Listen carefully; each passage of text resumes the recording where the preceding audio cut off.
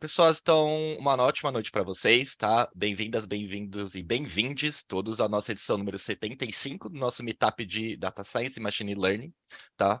Meu nome é Bruno, eu sou cientista de dados aqui no Nubank, tá? Fazendo uma autodescrição, eu sou um homem branco, de cabelos longos, castanho claro, uma barba média, tô usando uma camiseta preta, com uma estampa aqui no meu lado esquerdo, com um fundo roxo escrito Building New aqui nessa posição, tá? Posição superior direita, desculpa. Então, hoje, como sendo um Halloween, tá? Em homenagem a isso, a gente vai falar de um tema que bota medo em muita gente, que é resolução de problemas, certo? E vamos contar com duas palestras incríveis ao longo dessa noite. Falando justamente sobre maneiras mais fáceis da gente resolver isso, ou maneiras menos complicadas, que vão levar a gente a ter muito mais sucesso nessa tarefa. A gente vai começar então com a nossa primeira palestra da noite, tá? Que é com o Vitor Goraeb, que é cientista de dados aqui no Nubank, também o meu colega aqui de time. Então, Vitor, vou passar aqui a bola para você. Vai lá e arrasa. Show, obrigado, Bruno. Boa noite, pessoal. Meu nome é Vitor.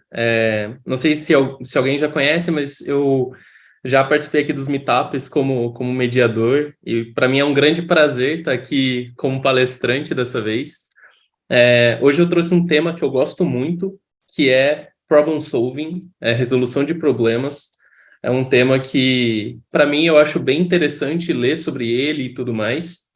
Então, antes da gente começar com a apresentação, deixa eu abrir aqui o chat. Vocês estão conseguindo ver? Tá bonitinho a apresentação? E, bom, show. Já vi aqui que tá aparecendo. Então, antes da gente começar, vou fazer uma autodescrição minha. Eu sou um homem branco, eu tenho o cabelo raspado, a barba curta e utilizo óculos. Eu estou utilizando uma camiseta preta, estou visível do peito para cima. Eu estou utilizando uma pulseira preta, um anel de compromisso, e ao meu fundo eu tenho um fundo roxo, escrito Building New. Legal, então vamos começar aqui com a apresentação. Então, hoje eu trouxe para vocês uma introdução a Problem Solving. Antes da gente começar, eu queria falar um pouquinho de mim, uma breve introdução.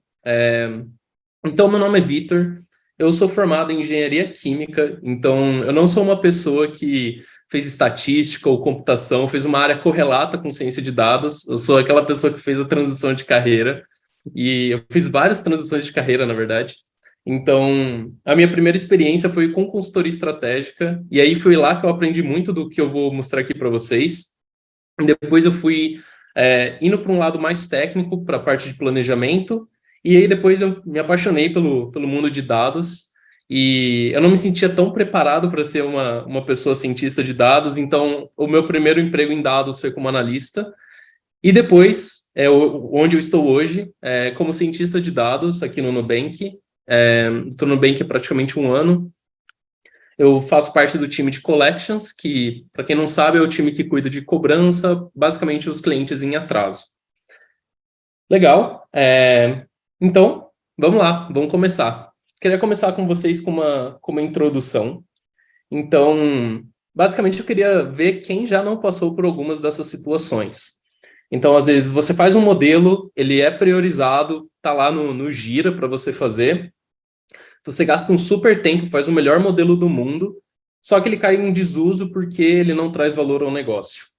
Ou você recebeu um problema, tentou ir mergulhar nas análises, já tentar adiantar o máximo possível, e percebeu que faltava muita coisa, faltava coisas básicas, e depois teve que refazer tudo e voltar no tempo para refazer o projeto. Ou às vezes você se enrolou para explicar quais são os próximos passos do que você está fazendo. Você marcou diversas reuniões sem saber direito o que você queria com elas, quais informações você precisava com as pessoas que deveriam estar nessa reunião. Você fez 10 análises e no final só uma de fato era o que era necessário, e você gastou o tempo todo fazendo as outras 9, e você poderia ter feito só uma. todas essas situações aqui, que basicamente resumem coisas de atraso, reformulação e até mesmo descontinuação de projetos, eu acredito que elas são sintomas de um mesmo fenômeno, que é o não entendimento do problema.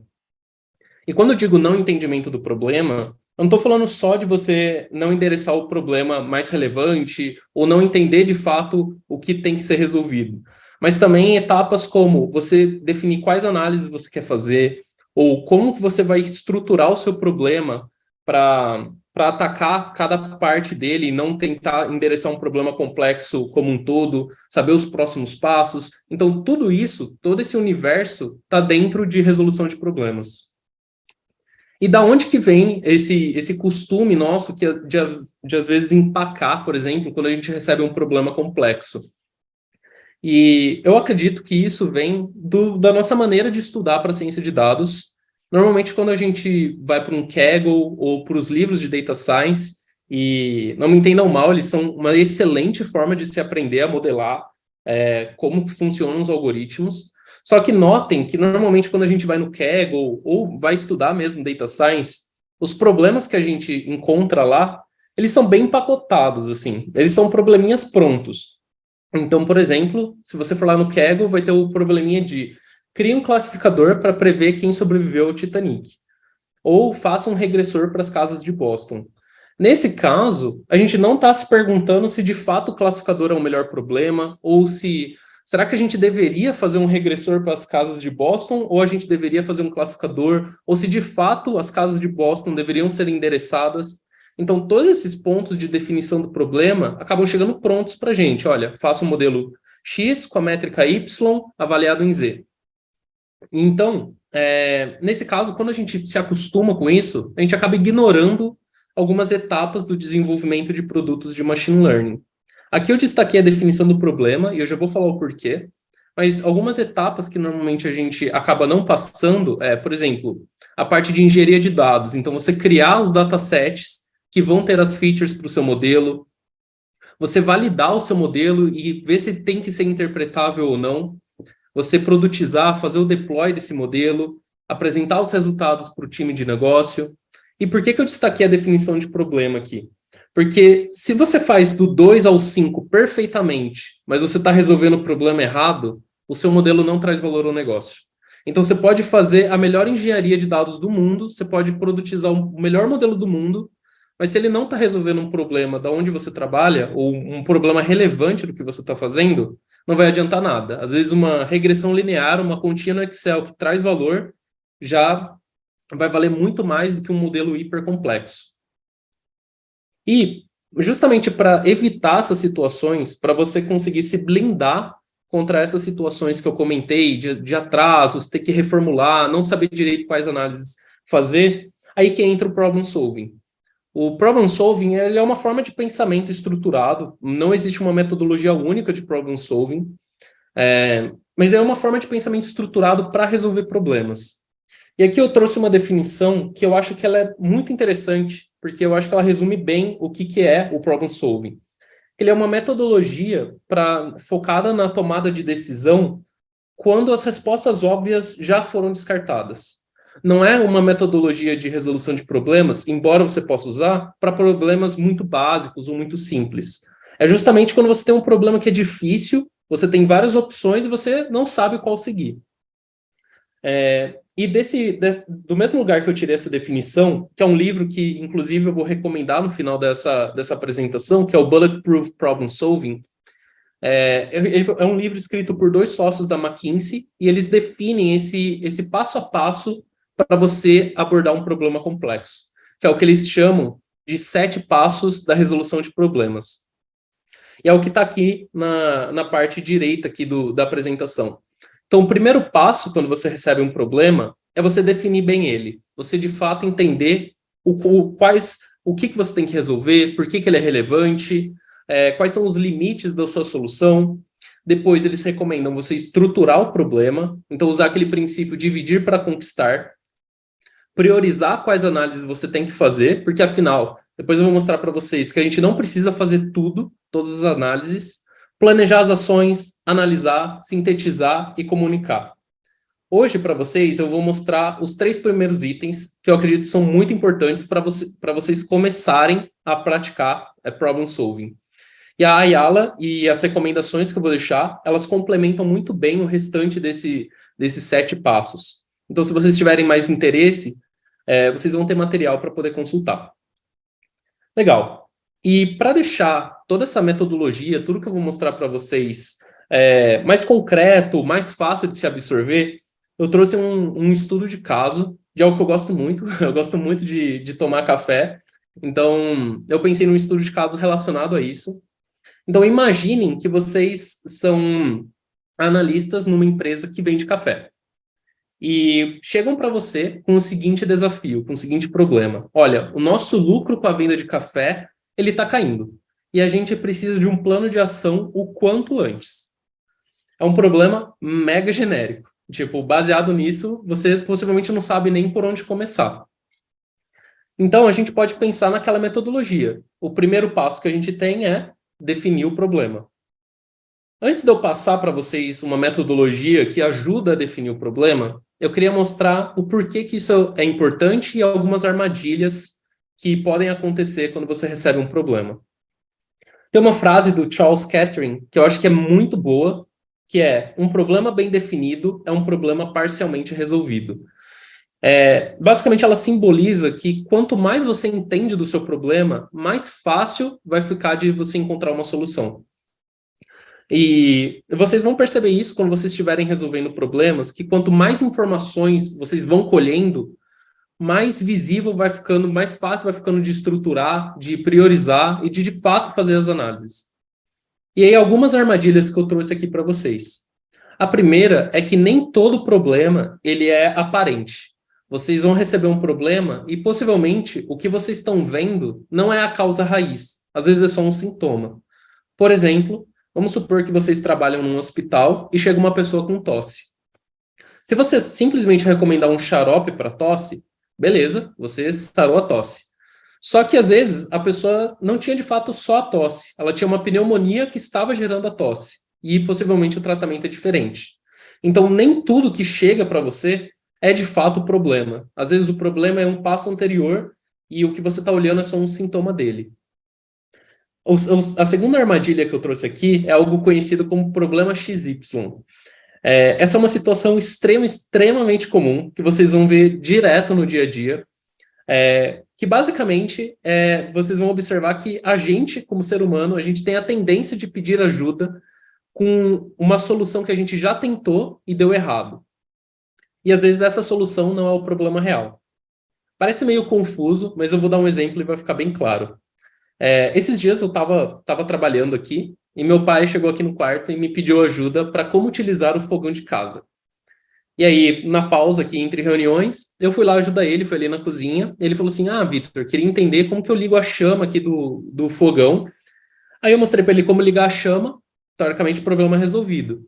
E ele me trouxe um pote. Ele falou: olha, queria esquentar a tampa desse pote para abrir ele. Aí eu falei: pô, pai, se você quisesse só abrir a tampa do pote, aí eu peguei uma faquinha e abri em 2 segundos. Então, se ele me pedisse ajuda com abrir o pote, eu já poderia ter ajudado ele muito mais rapidamente. Então, percebam que ele me pediu ajuda para usar o fogão, que não era, na verdade, o problema dele. É porque ele essa era a solução que ele estava tentando e deu errado, porque ele não sabia usar. E isso acontece em todas as áreas e vocês vão notar que é muito comum. Então, quando vocês receberem um problema, vocês vão ter que discernir se isso é de fato um problema ou se alguém já tentou solucionar ele e a solução está dando errado e estão pedindo ajuda com essa solução que está dando errado. E legal, falei para vocês da importância da definição e algumas armadilhas, mas para o nosso caso do café, o nosso lucro está caindo, está super genérico. Como que a gente faz para, de fato, definir o problema? Tem uma metodologia que ela é bem famosa, que o nome dela é 5W2H. E, basicamente, ela é uma metodologia que ela quer que você simule uma criança. Ela quer que você pergunte e pergunte e pergunte. Então, o nosso lucro está caindo, mas por que ele está caindo? O que está caindo? E insistir na pergunta. Isso é algo que as crianças acabam fazendo e a gente acaba perdendo conforme a gente vai envelhecendo, de não insistir nas perguntas, né? Então, nesse caso, o 5W2H é justamente isso que eu falei para vocês. É você se perguntar qual que é o problema, o que está acontecendo, por que esse problema é relevante, por que o que a gente tem hoje já não funciona, quando que esse problema surgiu, quando que ele acontece, onde que ele acontece, quem que está sendo afetado por esse problema, ou quem são os responsáveis por esse problema, pela área que está acontecendo, com quem que eu posso falar, como que a gente pensa em endereçar esse problema, quanto que esse problema custa para a gente. Então, cada inicial aqui das perguntas é o nome da metodologia. E se a gente insistir nessas perguntas, vocês vão notar que a gente consegue colher muita informação. Então, eu vou dar por exemplo, aqui no caso do nosso lucro está caindo, vamos se perguntar, pô, mas qual que é o problema? Por que que o problema é lucro, é receita ou é custo? Onde que ele está acontecendo na produção de café, por exemplo?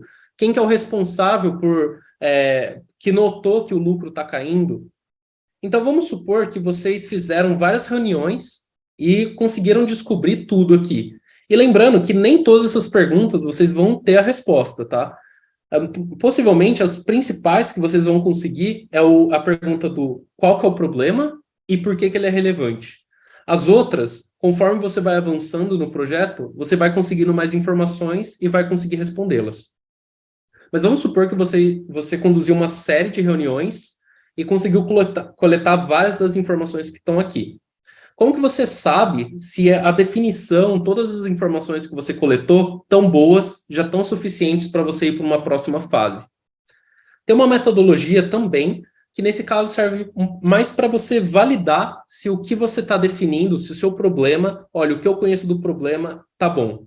Então, ela é uma ferramenta para a gente saber se a gente está indo na direção certa. O SMART, cada letra aqui significa uma coisa. Então, a primeira letra significa que a sua definição está específica. Ou seja, você não está tentando abraçar o mundo. Você tem um problema claro e você vai abordar ele. Ela tem que ser mensurável. Então, você tem que ter claramente em qual métrica que você tem que resolver esse problema ou quanto é o impacto desse problema. Ele tem que ser acionável. Então, a sua definição tem que estar claramente ligada às suas ações. Você não pode depender de outra pessoa ou outra empresa para resolver esse problema. Tem que ser baseado em você ou o projeto que você está conduzindo. Tem que ser um problema relevante, e não só um problema relevante, mas a importância dele tem que estar muito clara para quem está resolvendo. E, finalmente, ele tem que ser temporal. Então, a sua definição tem que ter uma clara noção de prazo. Então, eu vou dar um exemplo aqui para vocês usando o nosso estudo do café. O que não é smart? É a gente falar, nosso lucro com a venda de café está caindo. Lucro é algo muito genérico, porque lucro ele pode ser causado tanto por a gente estar vendendo menos, ou seja, a receita, quanto os nossos custos estarem aumentando. Então, tem duas componentes aqui que podem estar atuando. E perguntando, a gente descobre que, na verdade, o problema não é o lucro. O problema é que a nossa venda com café está caindo, a nossa receita. Então, já daqui, a gente já consegue ver que a gente consegue ser mais específico. Mensurável. Vamos supor que falam para a gente, olha, menos clientes estão comprando o nosso pó de café. Mas é menos quanto? É menos um cliente? É menos 5 clientes? É menos 1 milhão de clientes? No outro caso, em Smart, se a gente pensar em algo mensurável, a gente pode falar, olha, as vendas em reais caíram 15% no último ano. Então, é algo mensurável. Tem que ser acionável. Então, a gente não pode falar que para o nosso lucro aumentar, evitar a perda dele, o nosso concorrente precisa aumentar os preços para a gente voltar a ser competitivo. Nossa definição do problema não pode depender da concorrência fazer algo. Tem que estar na nossa alçada. Então, a gente que precisa reavaliar a nossa precificação para poder combater a queda de lucro. Tem que ser relevante. E aqui, no caso, é da importância. Você falar que amenizar a queda é importante porque o conselho pediu, porque a pessoa que está na diretoria pediu, ou qualquer coisa assim, não é claro. Isso não traz, de fato, a importância do problema. Mas se a gente falar que a queda do lucro, se a gente não resolver, é o que vai condenar a nossa operação no ano que vem, ou amenizar essa queda é o que garante a nossa operação como empresa, é algo que dá muito mais a sensação de importância. E, finalmente, a gente tem a questão temporal. Quando a gente fala, olha, é um projeto, a gente precisa de um plano de ação o quanto antes. é um quanto antes quanto. É daqui 2 horas, é daqui 1 semana, é daqui 6 meses. Então, é ideal que a gente tenha uma noção de tempo, de prazo. Então, eu vou falar, é um projeto urgente, precisamos dele até o fim do ano. E lembrando que nem sempre a gente vai conseguir atender todos os critérios. Às vezes você vai conseguir atender o do específico e do acionável, mas quanto mais você conseguir atender, melhor. E comparem como ficou a nossa definição antes, com o que a gente recebeu, e depois da gente aplicar, fazer várias perguntas e checar se a gente está smart. Então, antes, a gente tinha uma definição com a cara. Nosso lucro está caindo e precisamos de um plano de ação quanto antes. Super genérico. Depois que a gente faz as perguntas do qual que de fato é o problema, por que ele é relevante, até quando que a gente precisa resolver, e ver se a gente está endereçando um problema específico, mensurável, acionável, relevante e temporal, que é o SMART, olha como fica quanto mais de informação que a gente tem, né? Ó, nossa receita com a venda de café está caindo, então a gente já sabe o que é receita. As vendas caíram 15%, então a gente já sabe uma ordem de quantidade. Precisamos reavaliar a precificação, então a gente já tem uma noção do que fazer. Possivelmente não é a solução, a gente já sabe um caminho. Isso é importante para garantir a nossa operação e a gente precisa fazer tudo isso até o final do ano. Então, olha o quanto de informação a mais a gente tem só de fazer as perguntas. Beleza, agora a gente tem essa super definição aqui do problema. A gente já pode ir para o próximo passo desse ciclo de problem solving, que é você estruturar o seu problema. Por que estruturar é importante, né? Normalmente, quando a gente tem um problema muito complexo, é muito difícil você pensar numa solução que ela vai englobar o problema como um todo. É possível, mas é muito mais difícil e é muito raro alguém já saber de cara uma solução. Olha, faça isso e resolve o problema. Quando é um problema que ele tem muitas componentes. Então, tem uma frase aqui do Descartes que ela não é tão famosa, mas eu acredito que ela é muito boa, que é: divida cada dificuldade em quantas partes forem necessárias para resolvê-la. Ela reflete muito bem esse estilo do dividir para conquistar. Quando a gente tem um problema muito complexo, é legal que a gente divida ele em partes e tente atacar cada parte, checando se ali tem um problema de fato, e vai endereçando cada parte. Isso vai facilitar muito na hora de resolver. E aí, como que eu divido o meu problema? Aqui eu trouxe 3 formas de você estruturar o seu problema, e não são todas elas, tá? Existem outras formas, mas são as formas que eu mais gosto. A primeira é você pensar o seu problema como uma série de etapas, então como um processo. E isso é muito útil quando o seu problema de fato é um processo. Se falam para você, olha, o onboarding de pessoas na empresa está ruim. Onboarding é aquele processo de recepção das pessoas. De fato, eu acabei de falar, um processo. Então tem a chegada das pessoas, tem o cadastro, elas têm o primeiro projeto, tem interação com o time. Então a gente tem uma série de etapas. Ou, por exemplo, isso é muito útil em projetos de manufatura, que a gente sabe muito bem quais são as etapas que tem. A segunda opção de você quebrar um problema é você pensar de forma matemática. E isso é muito útil quando, de fato, o seu problema já tem uma estrutura lógica. Então, nesse caso do lucro, a gente sabe que se o problema não é no custo, ele tem que ser na receita, e vice-versa. Ou, por exemplo, se a gente está querendo monitorar, por exemplo, unidades vendidas, a gente pode pensar em demanda e oferta. A gente está pensando em ROC-LC, a gente já tem a fórmula ali para avaliar modelos, precisão, acurácia. A gente consegue saber que se o problema não é aqui, ele tem que ser aqui, porque é uma estrutura lógica. A terceira forma de você quebrar um problema é você tentar, ela é parecida com a segunda, mas um pouquinho diferente.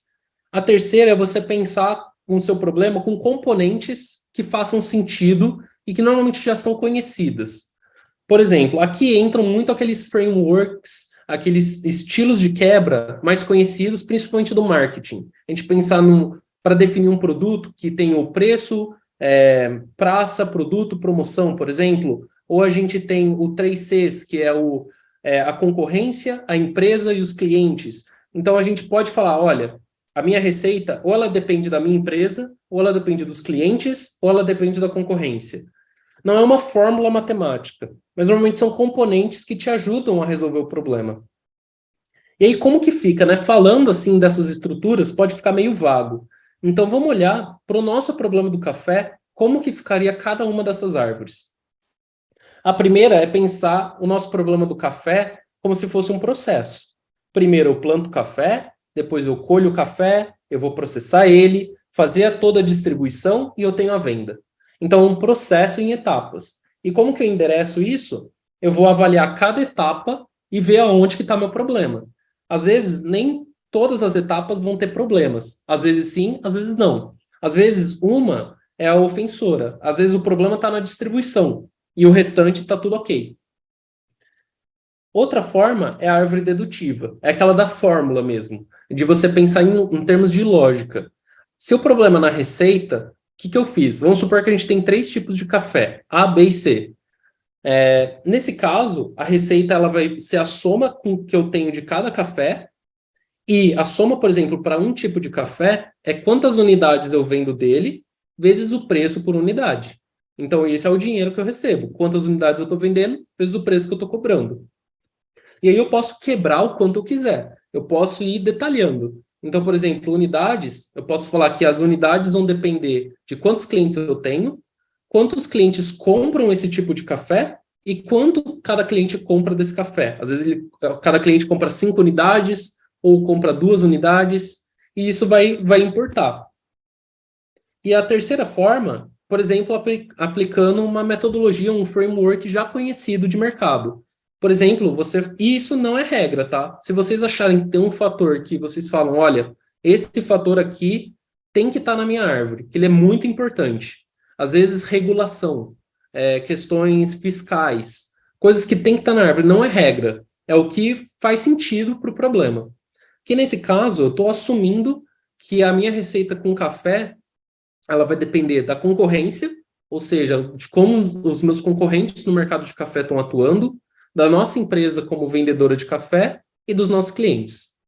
E isso é um processo iterativo, ou seja, eu vou primeiro quebrar por processo. Será que deu alguma quebra ali que eu falei, tá aqui, ó, já tem uma sacada de como resolver esse problema. Ou vou fazer uma árvore dedutiva. Será que deu algum insight, brilhou aqui a lâmpada e falar, nossa, é isso. Eu vou tentando. A que mais me ajudar é a que eu vou usar. E nesse caso eu até posso combinar. Se eu quiser, eu posso pegar a árvore aqui de receita e incluir ela na terceira árvore, que é a de nossa empresa ali. Nada me impede. Ou pegar, por exemplo, o processo e incluir ali em concorrência e pensar como que é o processo da minha concorrência. Essas estruturas são ferramentas para te ajudar, de fato, a resolver o problema. E aí vamos supor que, para mim, a terceira é o golaço aqui. Eu vou pegar a terceira porque eu acho que ela vai me responder mais coisas sobre o meu problema. O que eu vou fazer agora? Agora que eu tenho a minha estrutura, eu vou criar hipóteses. E aqui não é hipótese tanto no sentido científico da palavra, mas é mais coisas que eu quero validar com o meu problema. Então, em relação à concorrência, será que a nossa queda de receita é um fenômeno que está afetando só a nossa empresa ou é o mercado inteiro que está sofrendo com a queda de receita? Será que os meus concorrentes estão vendendo outros produtos além de café para conseguir amenizar essa queda? Em relação à nossa empresa, eu posso falar, olha, a minha precificação está acima de mercado. Será que ela está acima mesmo? Eu posso checar. Se ela tiver, beleza. Então eu posso tentar investir mais tempo em precificação. Se ela não tiver, se ela está ok com o mercado, possivelmente eu posso já ir para a próxima coisa para validar.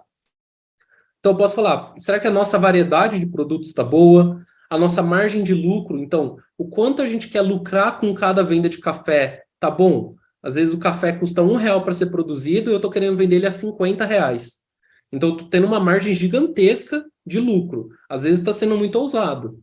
Ou às vezes o meu custo para produzir o café está muito alto.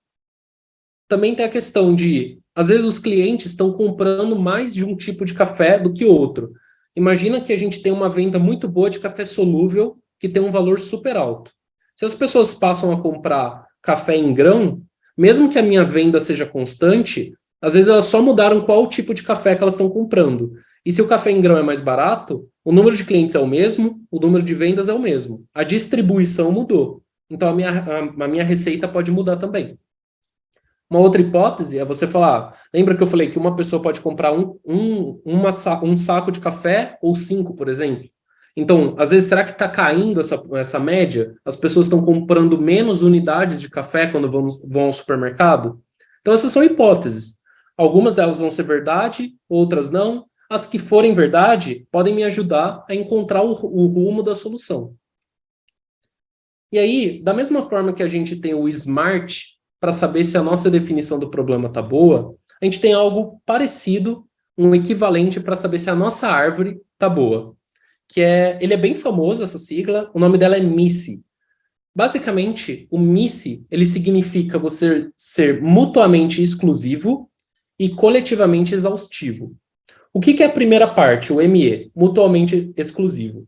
É você garantir que, por exemplo, nas hipóteses que a gente levantou, a gente não está falando da mesma coisa duas vezes. Então, por exemplo, eu falar que o Nubank possui cripto, renda fixa e investimentos é redundante. Por quê? Renda fixa e cripto são investimentos. Então, se eu falar que o Nubank possui investimentos, teoricamente eu já estou englobando os subitens. Então, é você propor ideias que se complementem, mas não ideias que tenham sobreposição.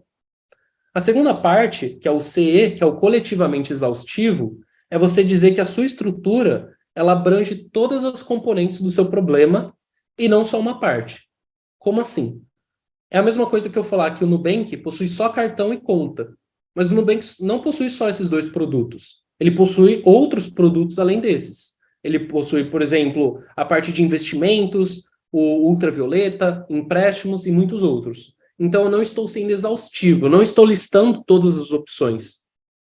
E é ideal que, quando você estiver fazendo um problema, que você tenha ideias que se complementem e não tenham sobreposição, mas que, ao mesmo tempo, você avaliou tudo que você podia do seu problema, ou pelo menos o que mais impacta. E da mesma forma do Smart, nem sempre a gente consegue ser MISSE. Às vezes a gente consegue só CME, porque o coletivamente exaustivo, às vezes você não sabe nem quais são os fatores do seu problema, para você ter garantia que você abordou todos. Mas quanto mais próximo você for disso, melhor. Então vamos voltar para a nossa árvore e checar se ela está MISSE. Então aqui nesse caso, beleza, ó, concorrência, nossa empresa e clientes, aparentemente tem uma sobreposição, mas é muito pequena. Mas notem aqui que no segundo item, o nossa empresa, eu falei de precificação 3 vezes. Eu falei que a precificação pode estar acima do mercado, eu falei que a nossa margem de lucro pode estar muito ousada, o nosso custo por unidade está aumentando. Só que as 3 coisas estão dentro do universo de precificação. Então, o que eu faço, né? Porque, né, o meu preço, ele depende de quanto eu quero lucrar com cada venda, e ele também depende de quanto custa para produzir cada café. Então, o que eu vou fazer? Eu vou deixar MISSE, na verdade, o ME, né? Mutuamente exclusivo. Eu vou criar subitens. Beleza, agora, minha precificação, ela está num chapéu maior, e embaixo eu tenho margem de lucro e custo por unidade. Outra coisa que a gente pode notar é que eu falei aqui de checar se é um fenômeno do mercado inteiro, checar a precificação, variedade, distribuição dos nossos produtos e quantos produtos a gente está vendendo por cliente.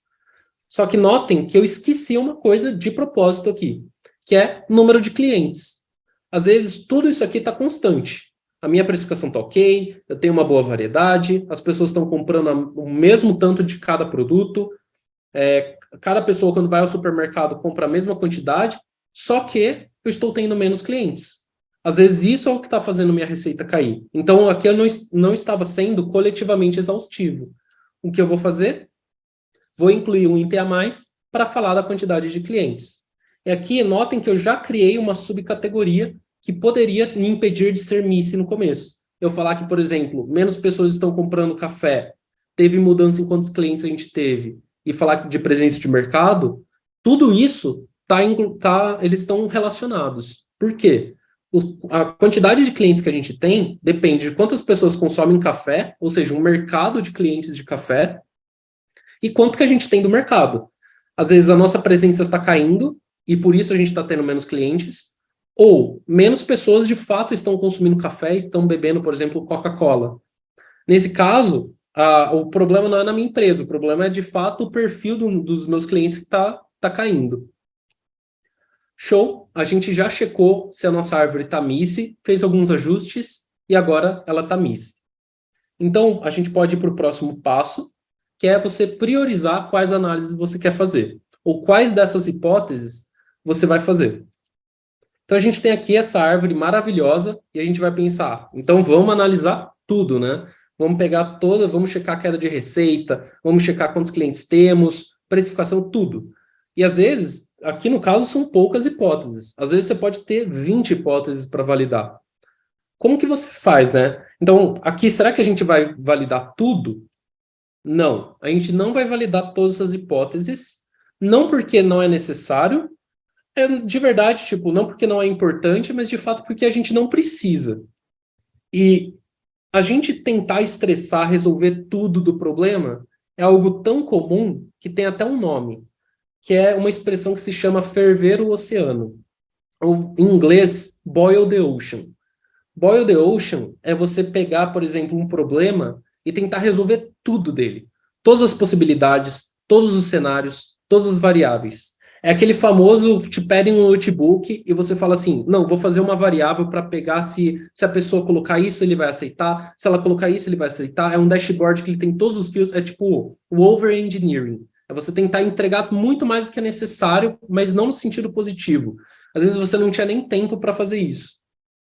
E a razão pela qual a gente não precisa fazer todas as hipóteses acaba sendo até uma razão empírica, que é algo que se chama princípio de Pareto ou princípio 80-20. Vocês vão notar que, para várias coisas no mundo, 20% dos esforços ou das causas são responsáveis por 80% dos resultados ou das consequências. Então, para o nosso exemplo do café, a gente listou, por exemplo, 10 hipóteses. Possivelmente, 2 delas já vão resolver o problema. As outras 8 vão trazer muito pouco ganho, dado o tempo que a gente vai gastar nelas.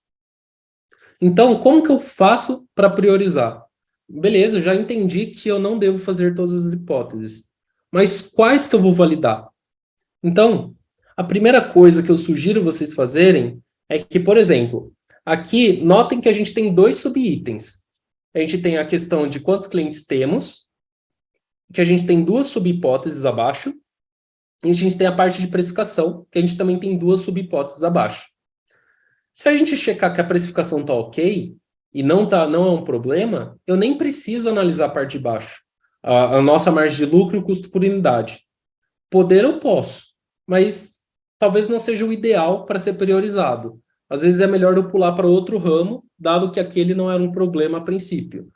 Então, o que eu recomendo é, se você tem várias subhipóteses, agrupe elas em hipóteses maiores, e se você validar a hipótese maior, você meio que automaticamente já está excluindo as hipóteses menores. E aí, o próximo passo é, dado que você já tem as suas hipóteses prontas, o que você pode fazer é avaliar, tem um framework bem manjado que o pessoal fala, avalia em termos de impacto e esforço. Só que eu acho que tem uma terceira componente que é bem importante, que às vezes é desprezada, que é quanto a gente consegue influenciar. Então, falar que a gente tem que validar, a gente tem que priorizar o que tem alto impacto e baixo esforço técnico, acaba sendo genérico, acaba não sendo smart. Por quê? Eu vou dar um exemplo de uma ação que tem um altíssimo impacto e baixo esforço para o nosso exemplo do café. É a gente falar que nossos concorrentes, se eles triplicarem o preço do café deles, a nossa receita possivelmente aumenta, porque a gente vai ser super competitivo. Nesse caso, tem um mega impacto na nossa empresa e algo que requer esforço zero. Então, é uma bolinha que está ali no ápice, né, da matriz. Só que a gente não consegue fazer isso. A gente não consegue forçar os nossos concorrentes a aumentarem, a triplicarem o preço. Então, eu gosto de colocar uma terceira dimensão, que é capacidade de influenciar.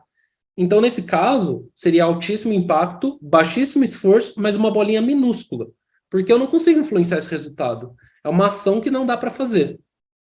Então, o que eu quero são coisas que tenham alto impacto, idealmente um baixo esforço técnico para ser implementado, ou esforço pode ser entendido nesse termo técnico ou de tempo mesmo, quanto tempo você vai gastar para gerar essa análise, e que seja algo que a sua empresa, o seu time, é acionável, é algo que você consiga mudar, que é uma alavanca importante do problema.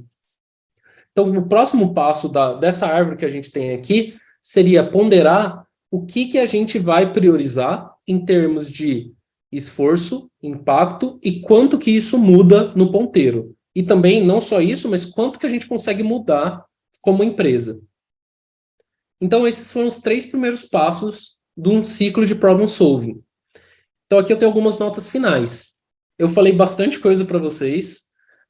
Se eu quisesse que vocês lembrassem de 3 coisas, seria, quando vocês receberem um problema, tentem primeiro entender ele. Então, faça perguntas. Pergunte por que ele é importante, qual que de fato é o problema, onde que ele ocorre, e insista na pergunta. É assim que você vai colher informação para conseguir resolver esse problema.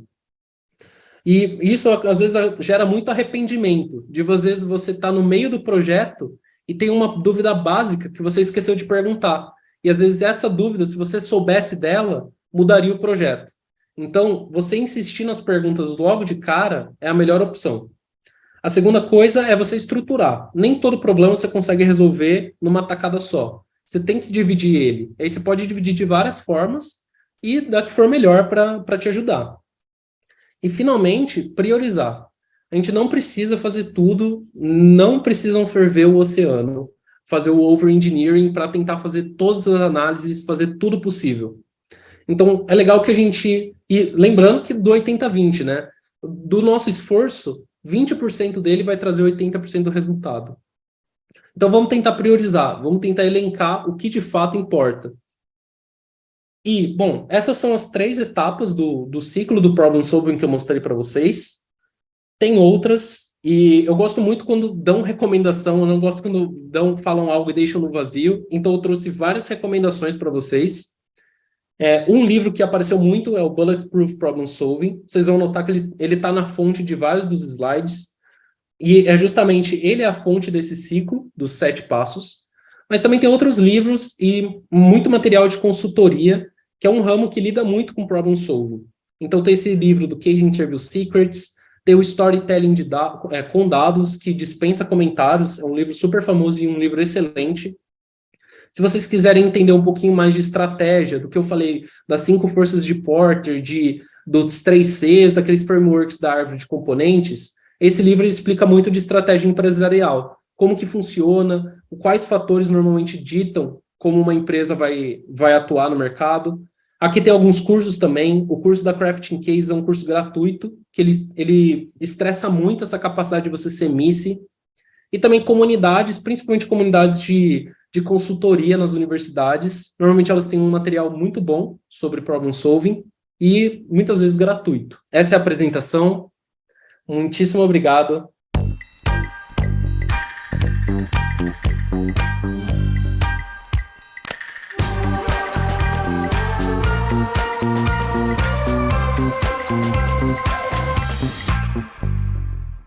Ayala, é contigo aqui agora, tá? O palco é seu.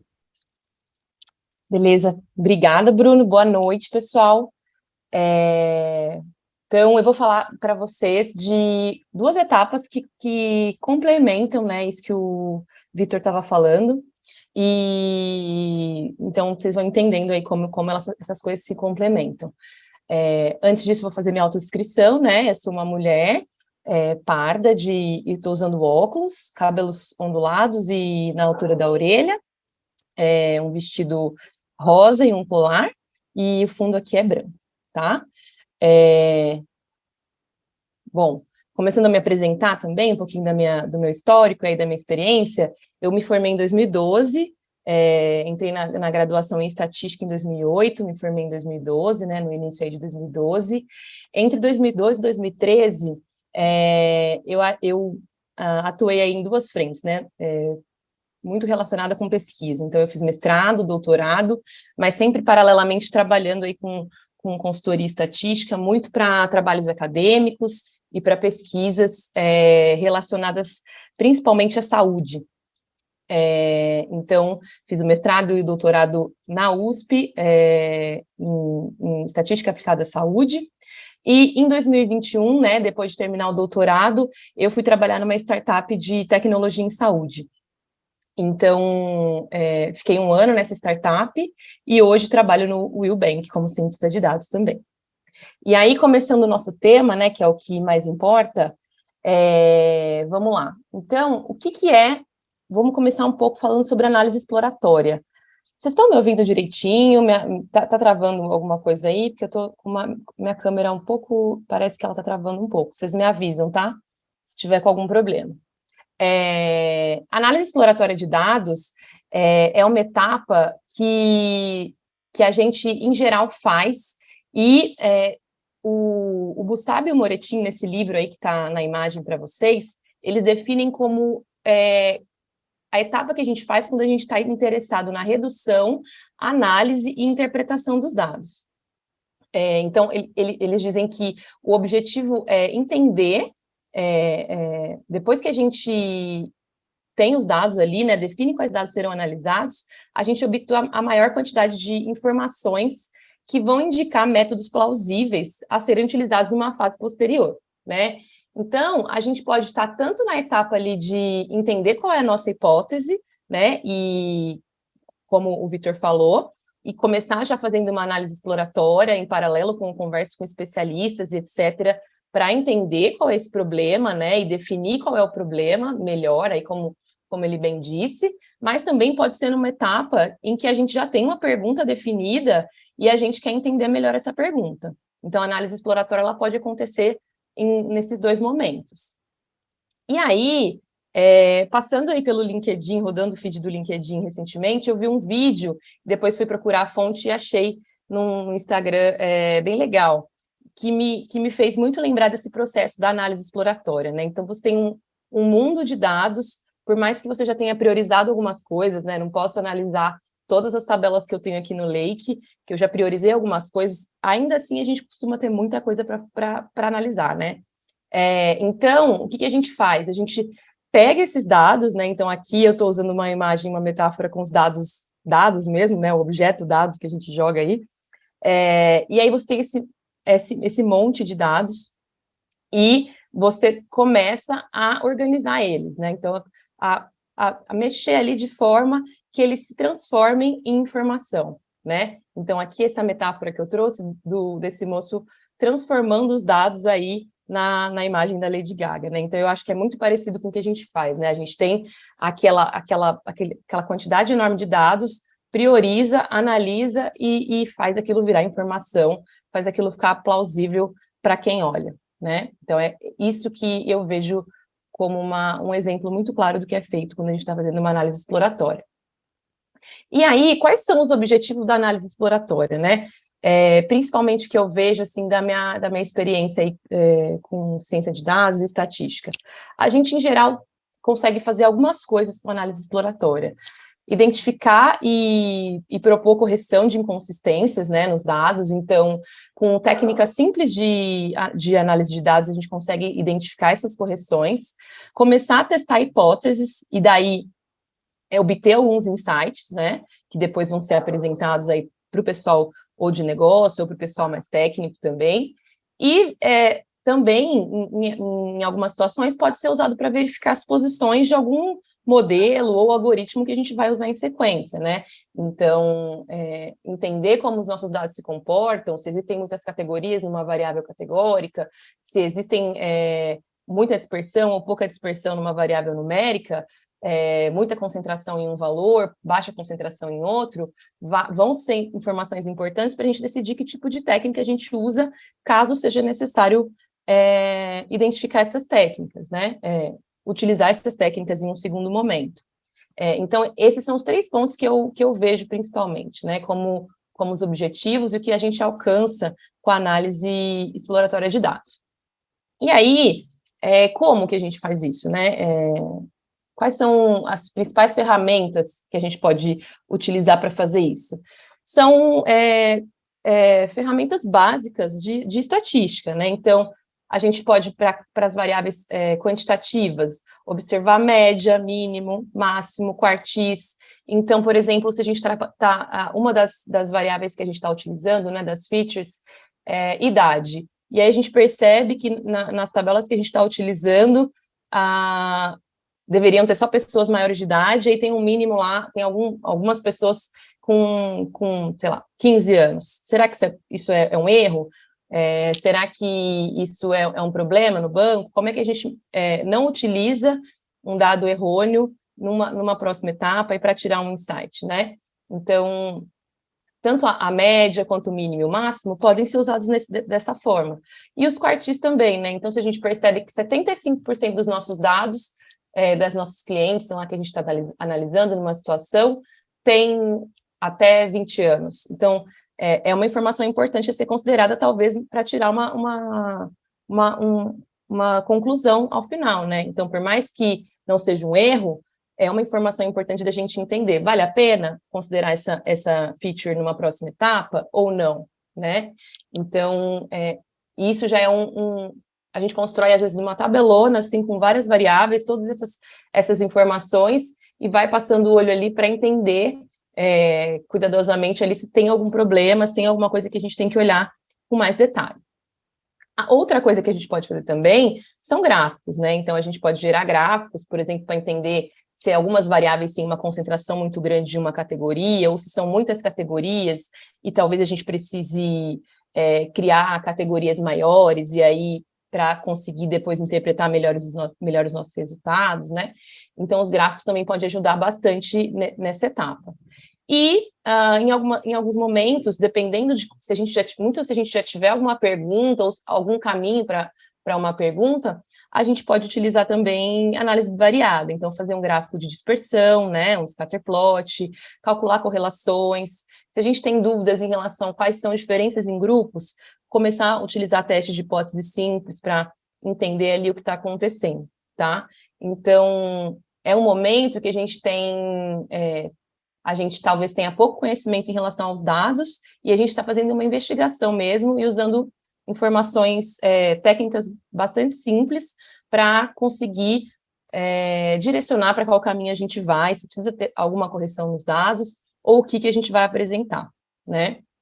E aí, eu trouxe para vocês um exemplo, que é um exemplo de uma competição do Kaggle, que aconteceu há poucos meses atrás, né? Para vocês entenderem, talvez muitos de vocês tenham respondido essa pesquisa, que é o State of Data Brasil 2021, inclusive agora já está rolando 2022, quem quiser responder é muito legal, porque daí ano que vem a gente tem mais dados para analisar.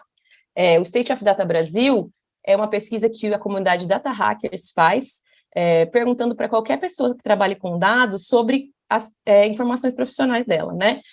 Dados cadastrais também, informações profissionais, para depois a gente entender qual que é o panorama que a gente tem em dados aqui no Brasil, né?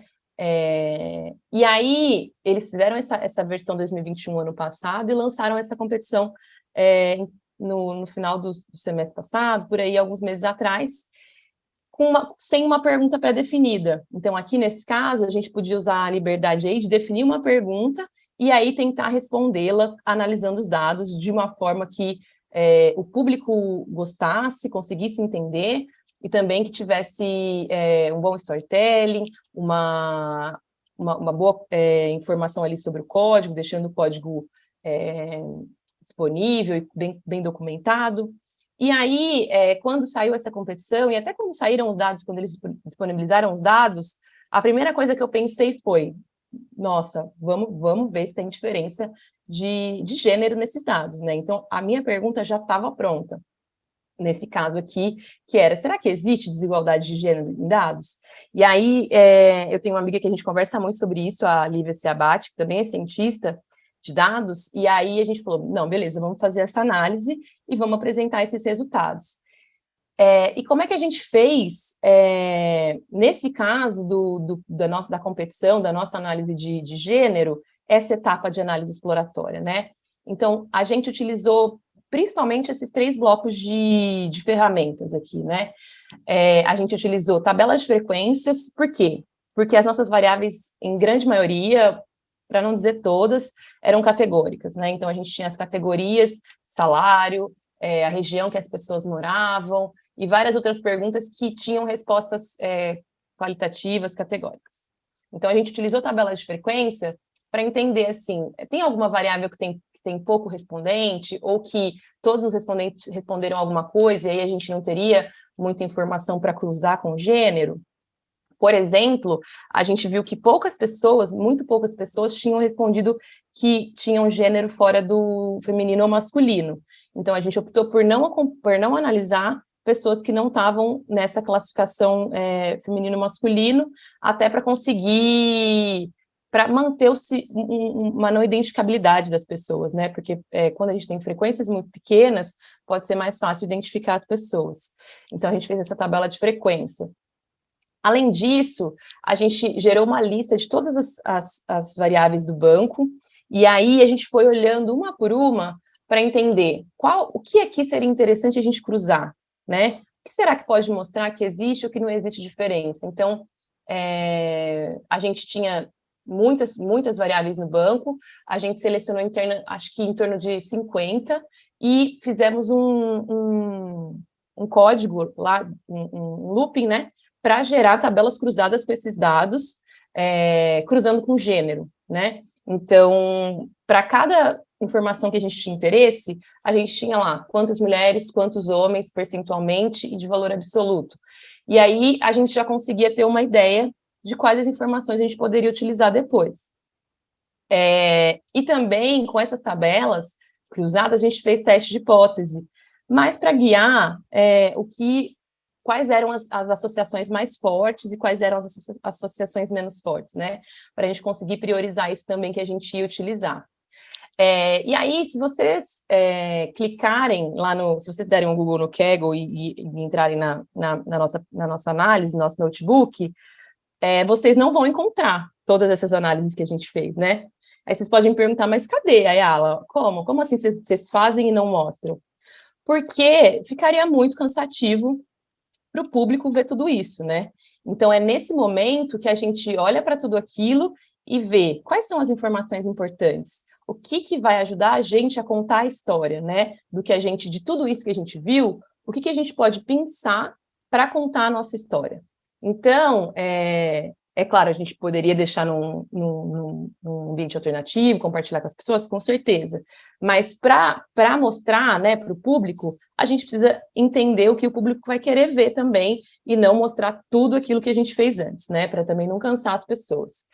E aí, então, que entra a próxima etapa, né? Então, se na análise exploratória a gente estava assim, compreendendo, né, os dados, descobrindo o que poderia ser digno de nota, né, de apresentação, de mostrar para quem tem interesse, a gente vai vir com a análise explanatória, depois da análise exploratória, que é a etapa que a gente comunica para o nosso público os pontos mais importantes da nossa análise, né? A gente tem uma história específica que a gente deseja contar, né? E aí é nessa etapa que a gente vai comunicar isso. E é aí que entram essas técnicas de storytelling, né? Então, é nesse momento que a gente vai estruturar a nossa história, colocar os principais resultados e mostrar para as pessoas para que elas possam tomar decisões baseadas em dados. E aí, não foi combinado, mas o Vitor já sugeriu um livro que eu me baseio muito para fazer essa apresentação, que é o Storytelling com Dados. Muito dessa apresentação é baseado na minha experiência e também nesse livro, porque é um livro que ajuda muito a entender como o cérebro humano funciona e dá dicas muito legais. Então, aqui, eu vou falar algumas das dicas que eu acho mais importantes para vocês, mas eu indico muito que as pessoas leiam esse livro, ou pelo menos acompanhem o blog desse livro, que é gratuito, tem vários exemplos, eu vou deixar, inclusive, uns links aqui, conforme eu for apresentando, tá? Então, quando a gente fez a análise exploratória, e agora a gente precisa pensar o que a gente vai apresentar, né? Então, a gente tem que pensar no contexto, né? Para quem a gente vai apresentar? Então, quem é o seu público? E a gente costuma dizer que o público é quem guia, né? O público é quem define. Então, se a gente vai apresentar para um público mais de negócio, talvez ele não esteja interessado em saber os detalhes técnicos do que foi feito, né? Ele quer saber as conclusões, ele quer entender o que você tirou disso tudo que você fez. Talvez para um público mais técnico, ele queira saber mais detalhes, né? Então, pensar quem é o seu público é muito importante. Também para você pensar como você vai comunicar. Então, além do que você vai colocar na sua apresentação, seja um relatório, seja uma apresentação oral, é importante você pensar que tipo de comunicação você vai usar, né? Quais termos você vai falar, não usar termos muito complexos, quando for um público que talvez tenha mais dificuldade com esses termos. Então, saber o seu público vai te ajudar muito a definir esses pontos, a se preparar tanto para um relatório quanto para uma apresentação oral. E aí, o que você quer comunicar, né? Então, quando a gente tinha lá a análise exploratória, várias coisas, o que a gente queria mostrar realmente, né? E isso não quer dizer que a gente vai esconder informações que vão contra as nossas hipóteses, tá, gente? Isso é muito importante. É importante deixar claro tudo que foi descoberto, mesmo que isso vá contra alguma coisa que a gente esteja querendo provar, né? Então, mas é importante a gente pensar nisso, né? O que a gente está querendo mostrar? O que a gente tem que comunicar, né? E o que a gente quer que as pessoas lembrem ao final da nossa apresentação, ou que fique na cabeça das pessoas no final de ler um relatório ou ver um notebook. E aí, pensando nisso, como a gente gostaria que as pessoas agissem no final, né? Então é importante que a gente conclua, né? Que a gente mostre, eu descobri isso, e eu acho que é importante, ou eu imagino que seja importante que essas ações fossem tomadas para resolver esse problema. Não só apresentar os dados sem uma possibilidade de chamar as pessoas para ação, né? Então, lá fala desse call to action, né? Chamar as pessoas para ação a partir de tudo aquilo que você mostrou. E aí, 2 dicas muito legais que ela dá, na verdade 3 aqui, né? É planejar a estrutura da apresentação antes, né? Que ela chama de storyboard, né? Então, seja com um post-it, seja num bloquinho de texto, num caderninho, você ir pensando nos itens que você vai falar e contando aquela história na sua cabeça para pensar em qual a ordem que funcionaria melhor, né? Então, ir fazendo esses tópicos para, antes de começar a montar o relatório ou a escrever, a montar os seus slides, por exemplo, né? E no caixa de apresentações, 2 dicas muito legais treinar antes de fazer a apresentação. Porque quando você fala, né, quando você treina, por mais que seja sozinho, você vai percebendo que não encaixa ali e você consegue fazer ajustes que talvez você não consiga, com certeza você não conseguiria se você não tivesse treinado, tá? E também compartilhar com pessoas. Então, você pode compartilhar com colegas que sejam parecidos com aquele público que vai ver esse resultado, para que essas pessoas possam te dar inputs antes de você apresentar para o espectador final, para o público final. E aí, eu trouxe aqui para vocês um exemplo de como foi o storyboard que a gente fez para a análise de desigualdade de gênero, lá do State of Data.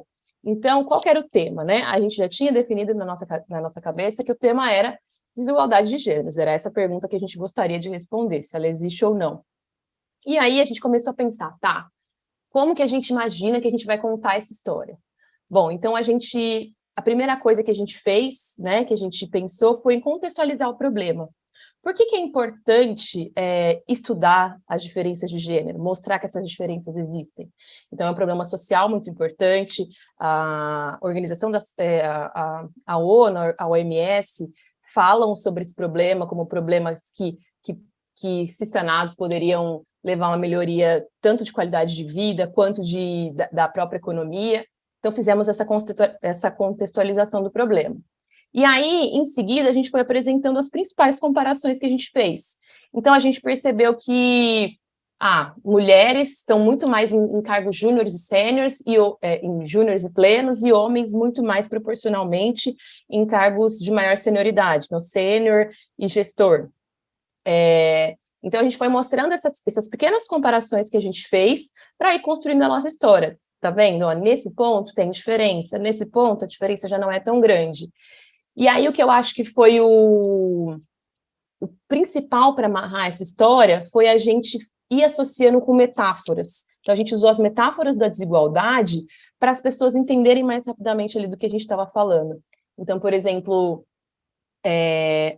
quando a gente fazia um gráfico de linha do gênero pelo nível da senioridade da pessoa, a gente via que quanto maior a senioridade, a proporção de mulheres ia caindo, enquanto a proporção de homens ia subindo. Então, o que forma isso em duas linhas? Forma uma tesoura, que é um efeito já conhecido, definido por estudiosos, né? O efeito tesoura, quando um grupo, ao passar do tempo ou ao passar da senioridade, diminui a sua proporção, a sua representatividade, e o outro grupo aumenta, né? Então, isso facilitava as pessoas olharem para o gráfico, efeito tesoura, e verem uma tesoura ali claramente desenhada naquele gráfico, né? Então, a gente foi mostrando essas comparações e associando com as metáforas da desigualdade. E aí, o próximo ponto que a gente pensou foi construir um modelo que ajudasse a gente a entender. Caso as pessoas fossem similares em tudo que a gente viu que elas não são, né? Homens e mulheres, será que os salários seriam iguais? Então, eu não vou entrar muito em detalhe aqui sobre o modelo em si, mas a gente viu que talvez sim, né? Talvez, se as mulheres tivessem as mesmas oportunidades básicas, os salários poderiam ser iguais. E aí, pensar em conclusões e avaliações para o futuro. Então, foi a forma como a gente estruturou nossa apresentação. E aí, a gente pensa, quais formas visuais a gente pode utilizar, né? Então, uma frase muito legal que tem no livro lá do Storytelling com Dados existem muitos tipos de gráfico à nossa disposição, mas poucos vão funcionar para a maioria das nossas necessidades. Então, aqui eu peguei um print lá da galeria do R de gráficos. Então, a gente tem muitos gráficos, assim, centenas de gráficos, mas a gente pode usar eles de forma a não necessariamente colocar todos os gráficos possíveis no relatório, né? Então, a gente pode ir pensando em quais são os gráficos que as pessoas mais entendem e tal. E aí, eu trouxe aqui uma coisa que a Cole fala, que é não apenas utilizar gráficos, mas a gente pode utilizar outras coisas também, né? Então, a gente pode usar tabelas, textos simples e também gráficos. Quando ela fala em texto simples, ela fala dessa situação de poucos números para comunicar. Então, se a gente quer dar destaque ao número, a gente pode usar o texto, não necessariamente colocar um gráfico. Aqui um exemplo um gráfico de barras, né, de filhos com mãe que trabalham em casa. A gente vê que 41% tinham mães trabalhando em casa, donas de casa, né, em 1970, contra 20% em 2012. Será que precisava de um gráfico para mostrar isso? Talvez um texto com destaque para o 20%, ali, né, bem legal, conseguiria passar a mesma informação mais rápido para o nosso público. Então, ela mostra que 20% dos filhos com mães que trabalhavam em casa, então, nesse textinho bem direto, né? Tabelas. Tabelas são muito legais quando a gente tem um público misto. Então, pessoas querendo ver coisas diferentes, então a gente pode apresentar tabelas. Qual que é o problema? Ela pode tirar a atenção do seu espectador. Então, ele pode querer ficar olhando para os números e não prestar atenção no que você está falando. Como a gente pode tentar diminuir esse efeito, né? Transformando a sua tabela em um mapa de calor, então, dando destaque com cores para a tabela ali nos lugares mais importantes e dando sempre foco para os números. Então, evitar que a tabela fique pesada, muito escura, cheia de linhas, né? Então, aqui tem um exemplo muito legal que eu tirei do blog do Storytelling com Dados, mostrando essa evolução aí de uma tabela, né? De uma tabela mais pesada aqui em cima para uma tabela que vai ficando mais leve e com foco mais para baixo. E aí, a gente tem, por fim, os gráficos, né? E aí, é bem legal que ela diz assim, que um gráfico bem projetado vai comunicar muito mais rápido que uma tabela bem projetada. Então, o que a gente tem que pensar principalmente? Qual o tipo de dado e qual o foco da mensagem que a gente quer passar, né? Onde a gente quer focar, que a pessoa veja, nossa, nesse período aquela tendência foi grande. Ou para esse grupo aumenta muito, né? Alguma determinada coisa que a gente está querendo mostrar. Então, é muito importante pensar nisso. E aí, aqui eu trouxe 3 exemplos, que são os gráficos de linha, os gráficos de barra e os gráficos de dispersão. Só para a gente pensar nessas perguntas aí que a gente colocou antes. Então, Dados contínuos, quando a gente tem dados ao longo do tempo ou dados ao longo de alguma informação que é contínua, que é seguida, a gente pode utilizar gráficos de linha, né? Com umas ou mais séries de dados. E aí, dicas que ela dá, né? A gente pode, às vezes, colocar as médias ou destacar com cores. Então, se vocês entrarem lá no Kaggle, vocês vão ver que a gente utilizou sempre a cor mais escura para o sexo feminino, que era onde a gente queria destacar o comportamento, e deixou o sexo masculino com uma série um pouquinho mais clarinha, mas que a pessoa conseguisse ver também, né? Então, era isso que a gente queria destacar. E evitar gráficos com muitas linhas que a pessoa não consegue entender nada. Aí tá em destaque, porque tem um link bem legal que ela mostra como evitar esse tipo de gráfico lá no blog dela. Gráficos de barra. Parece um gráfico muito simples, né? Nossa, vou colocar um gráfico de barra aqui na minha apresentação, mas o público está muito acostumado com esse tipo de gráfico. Então, tem fácil entendimento. E aí, o que a gente pode fazer? É importante fazer. Sempre deixar o eixo no 0, ou quando ficar muito ruim, pensar em soluções para que as pessoas não subentendam que está no 0, sendo que não está, né? Então, para não entenderem errado o que está passando da imagem ali. Ordenar as barras de forma que facilite o entendimento, então, ou por uma ordem lógica das classificações, ou por da maior frequência para a menor frequência. Dar valor, colocar rótulos quando a gente quer dar destaque para um valor específico. E quando a gente só quer mostrar a tendência, a gente não precisa colocar tantos rótulos, a gente pode só deixar o eixo ali, que as pessoas vão ver aquela tendência crescendo. E o último que eu trouxe foi um gráfico de dispersão, né, que mostra a relação entre variáveis numéricas. E aí o que ela fala é que a gente pode colocar categorias coloridas, então se a gente tem relação entre salário e tempo de experiência de homens e mulheres, a gente pode colorir ali as categorias para dar mais essa informação para a pessoa. E se a gente achar legal, mostrar a linha de tendência média para ficar mais claro aquela tendência de crescimento ou decréscimo que possa ter entre essas duas variáveis. E aí vem aqui uma coisa que tem sido muito falada, né, que é não utilize gráfico de pizza, né, porque a gente tem dificuldade para entender um gráfico de pizza, principalmente quando ele tem muitas categorias. Então, a gente não consegue diferenciar ali, por exemplo, quais são os pedaços menores, maiores, como eles se ordenam. E aí esse exemplo também é do blog da Cole, com como um gráfico de pizza pode ficar melhor e mais claro se a gente fizer um gráfico de barras, por exemplo. Então, aí a gente consegue ver muito bem qual a ordem das categorias numa ordem de frequência, né? O que é mais frequente para o que é menos frequente. E aí, mais uma dica não use 3D. Não agrega nada de informação e pode dar uma má interpretação dos resultados, tá? E vocês também vão encontrar no blog dela muitas informações do porquê não usar 3D. E aí, mas assim, se a gente for ficar olhando as informações de cada gráfico, o que eu posso fazer melhor nesse gráfico, o que eu posso fazer melhor nesse gráfico, a gente teria que decorar uma bíblia de gráficos, né?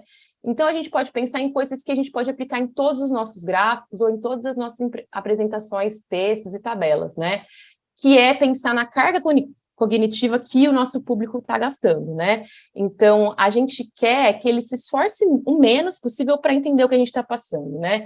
E muito importante, pensar no esforço mental que a pessoa acredita que ela vai ter para entender aquilo. Se a pessoa olha um gráfico, uma tabela muito complexa, ela pensa, muito difícil, ela já perde a atenção e pega o celular e vai olhar no celular, tá? Então, quanto mais simples, mais objetivo e a informação mais clara, melhor. E aí, uma coisa que a gente precisa pensar, que é um conceito bem legal que ela traz, é na saturação. Então, saturação é o quê? São elementos visuais que vão ocupar espaço, mas que não vão ajudar no entendimento, né? Então, ela vai dando dicas de como tirar essa saturação para deixar o gráfico o mais clean possível, né? Com as informações que são necessárias. E aí, outra coisa que a gente pode pensar também tentar montar as nossas apresentações, gráficos e tabelas, pensando em como a gente enxerga as coisas, né? Como ser humano, se a gente estiver lendo um texto, onde a gente começa a ler? No topo da página, né? Do lado esquerdo para o lado direito. Então, concentrar informações importantes, o título, por exemplo, a legenda, do lado esquerdo no topo do gráfico. É uma dica muito legal. a gente entende sinais de similaridade. Então, cores mais próximas indicam coisas parecidas, objetos mais próximos indicam coisas mais parecidas. Então, pensar nisso quando a gente está fazendo um gráfico ou uma tabela. E também a gente olha em primeiro para o que tem mais destaque. Então, como eu já falei antes, a cor que você quer, o grupo que você quer que as pessoas vejam, deixa ele com uma cor mais destacada do que, ou com uma espessura maior, sem transparência, outras coisas com transparência, para dar esse destaque. E aí, as principais dicas desse destaque, mantenha a continuidade das cores. Então, se vocês olharem lá a análise do Kaggle, vocês vão ver que a gente usou sempre as mesmas cores para os dois gêneros. Então, as pessoas não precisavam cada vez ficar pensando, o que representa essa cor? O que representa essa cor? Então, facilite a vida do seu público, né? É importante que o gráfico seja autossuficiente na sua explicação. Então, a gente pode usar anotações, fazer setinhas e escrever, né, o que a gente quer que a pessoa veja.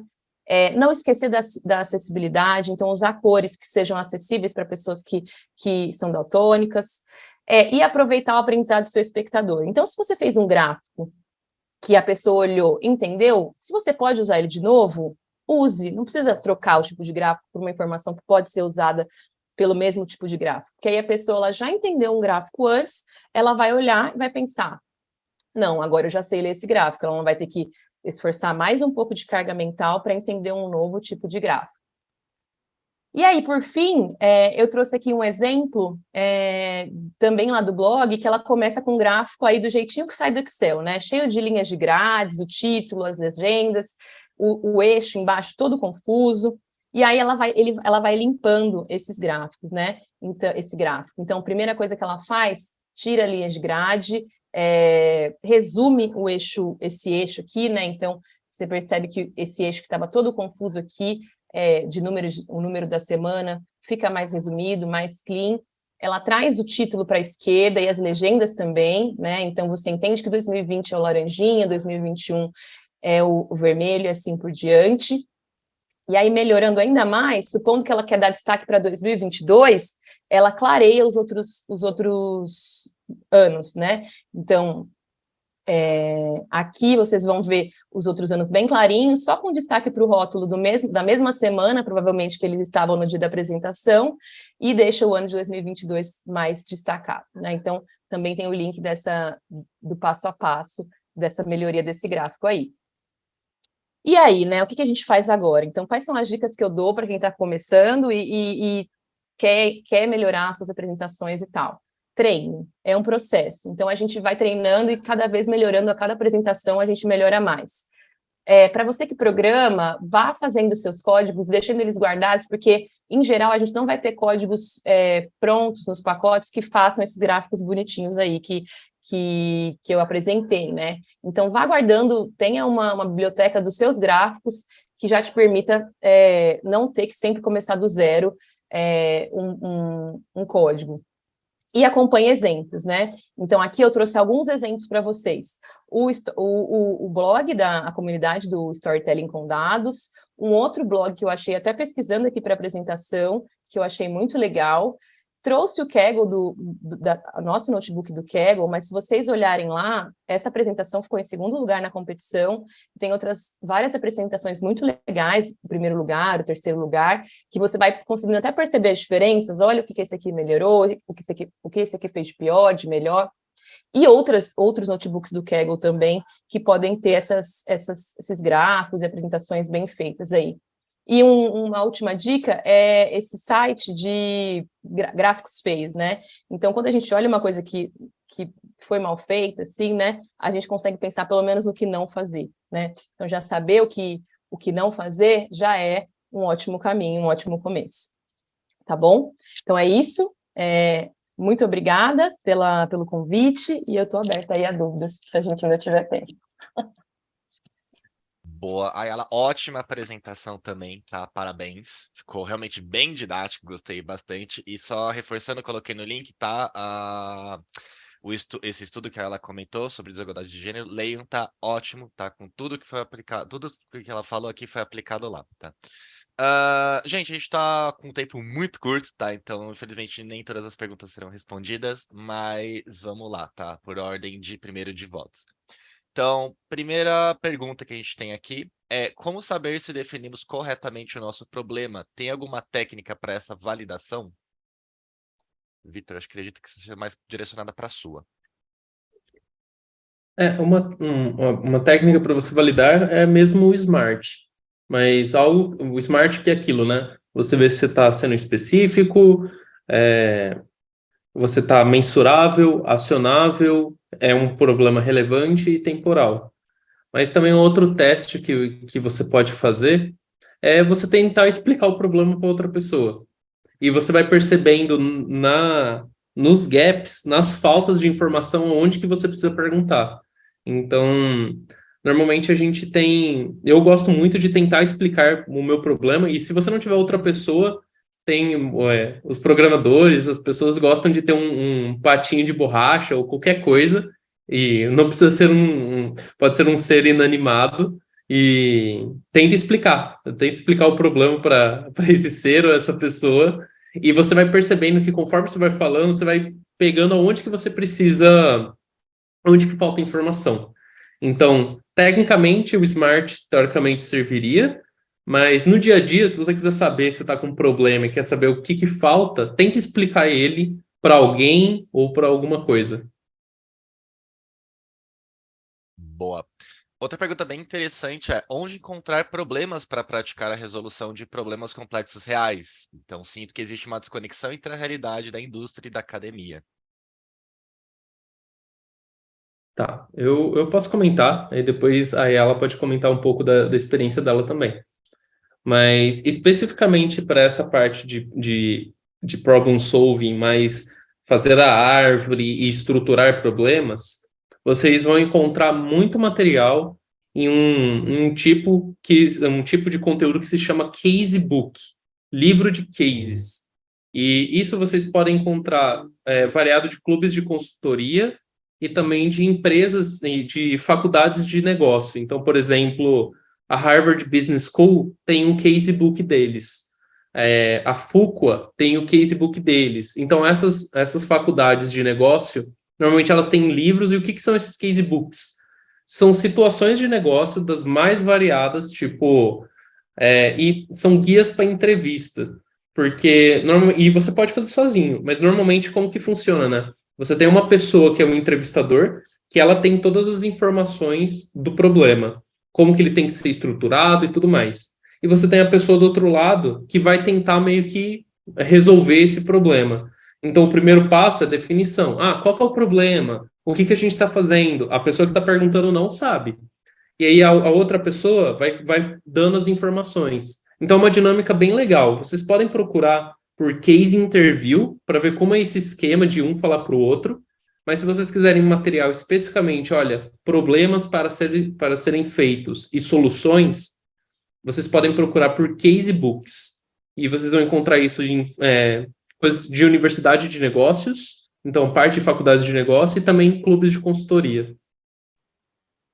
E aí eu não sei se a Ayala tem uma recomendação de material, questão do Kaggle. Eu acho que na questão de storytelling, análise exploratória, a análise exploratória vai ser mais na prática mesmo, né? Mas a gente pode utilizar também o Kaggle, já tendo uma pergunta mais definida e treinando aí uma melhor forma de mostrar os resultados que a gente encontra, né? O Kaggle tem um ponto muito legal, que a gente, depois que faz a nossa análise, a gente pode comparar com a análise das outras pessoas, né?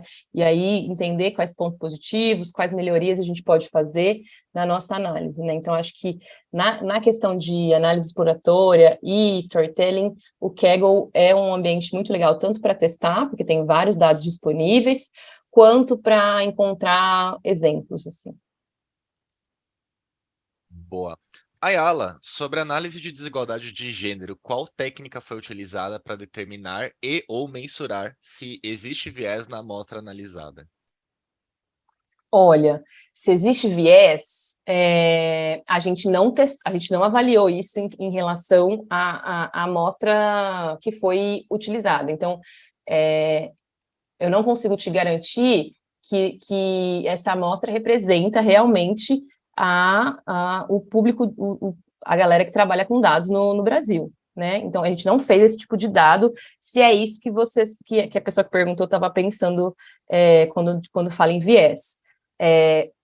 O que a gente fez foi uma comparação entre homens e mulheres, e aí o que a gente fez para entender se existe, pensando em outra forma de viés, né? Se existe um viés no salário de homens em relação a mulheres, a gente fez um modelo de classificação de várias classes, e aí a gente utilizou só os dados dos homens para fazer essa classificação.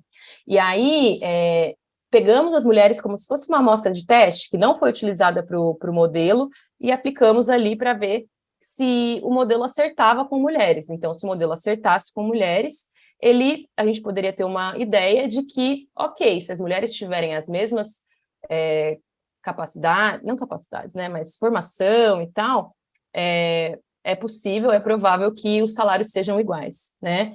Então, e a partir daí a gente fez esse call to action aí de, então, vamos incentivar meninas a estudarem em cursos de exatas, né? Vamos apoiar as mulheres que trabalham para que o ambiente seja seguro para essas mulheres dentro da tecnologia e da área de dados, né? Então, foi isso que a gente fez. Boa. Ainda você, Ayala, a troca de gráfico por textos, ela é interessante em Dash que ficam disponíveis online, exemplo para BI? Eu acredito que sim, porque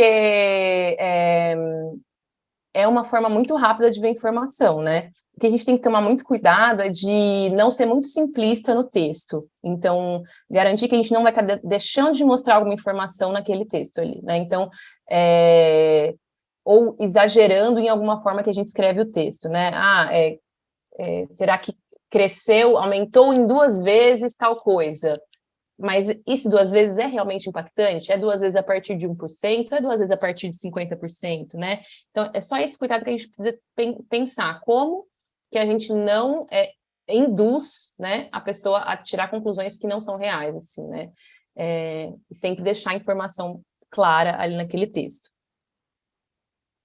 Boa. E por último, que nosso tempo já acabou, gente, existe alguma técnica de análise de dados mais adequada para problemas onde não existem hipóteses iniciais ou fatores conhecidos? Vitor, começando a responder essa. Opa. Tá, então um problema onde você não tem hipóteses iniciais ou fatores conhecidos. Normalmente quando você tem essa situação, você tem alguns caminhos, né? Possivelmente você vai ter que entender que o que você fizer, altas chances de estar errado. Então, quando é um problema, por exemplo, eu quero saber qual vai ser o preço da ação daqui 20 anos. É algo que é muito difícil de eu prever daqui 20 anos. Então, é um ambiente muito improvável e eu não tenho tantas hipóteses, que nem você tinha comentado.